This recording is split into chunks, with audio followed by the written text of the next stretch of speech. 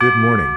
Welcome to Alone with God. Join us on an inspiring journey to the highway to heaven through the power of reflective prayer and meditation. Today, we will meditate on Mark chapter 3 verses 10 to 12. For he healed many, so that they pressed upon him for to touch him, as many as had evils. And the unclean spirits, when they saw him, fell down before him, and they cried, saying, Thou art the Son of God. And he strictly charged them that they should not make him known.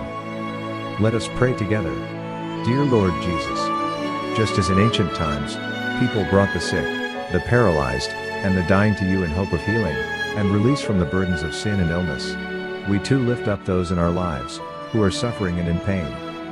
Our hearts ache for our families, relatives, friends, co-workers, and neighbors who are facing physical, mental, and spiritual struggles. We ask for your compassionate touch, forgiveness, and healing power to work in their lives.